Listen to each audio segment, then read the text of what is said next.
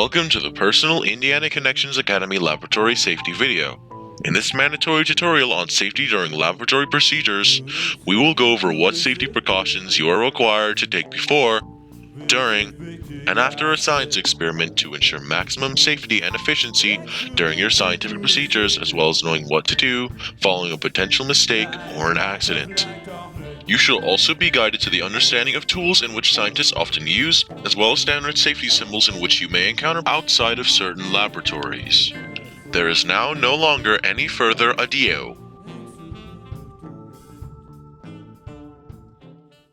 The first thing you should do before performing a science experiment is to make sure that your laboratory is clean and organized. Make sure that everything is in its place, as well as clean and ready for easy access and use. Make sure you're wearing a lab coat as well as some safety goggles, especially during more dangerous and chemically associative experiments and procedures. Scientific safety gloves may also be equally as necessary in order to avoid coming into contact with certain chemicals, which is the same reason in which you shouldn't be eating or chewing gum during your experimentations whatsoever. While doing your experiments, make sure to follow each step slowly and carefully. In such a scenario, haste has a potential to make a lot of waste.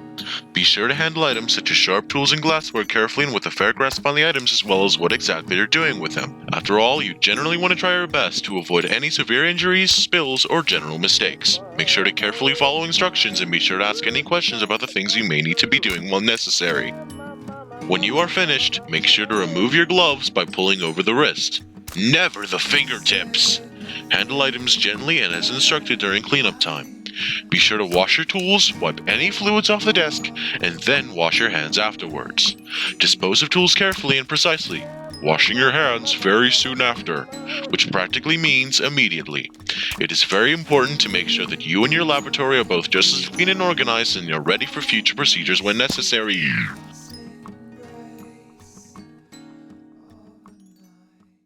As mentioned, we are going to look over a few safety symbols. We will analyze what they look like as well as their meaning. Safety symbols can be seen outside of some laboratories and are used to indicate various hazards in which you may encounter within them. One such symbol includes that which you may be quite familiar with. Whether in terms of danger or warning, this symbol is commonly used to indicate general danger when seen outside the laboratory walls or on the doors. As you can likely see, this symbol is comprised of a yellow triangle with an exclamation point in the middle.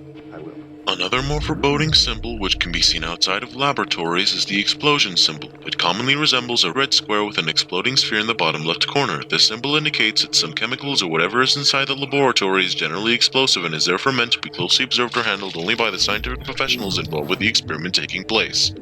This safety symbol represents flammability, or the presence of certain flammable aspects of some chemicals or items within the experiments taking place. It is commonly represented by a rounded red square with a fire in the center, self-explanatory simply put.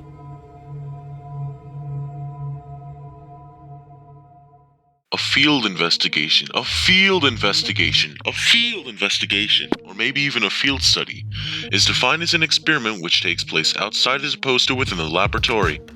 To prepare for a field investigation, make sure that you have a well thought out understanding of your location and are well capable of protecting yourself from any harmful plants or animals in which you may encounter. This means proper clothing and careful behavior, both of which being highly necessary in order to ensure a safe research experience.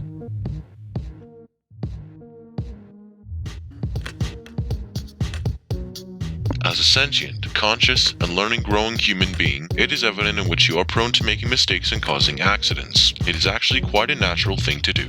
Therefore, if you manage to make a mistake or cause an accident, do not freak out or panic, but also make sure to try to handle the situation alongside your teacher or someone you know and trust. Make sure to inform your teacher, learning coach, parent, or guardian about the incident if something does occur that is not expected.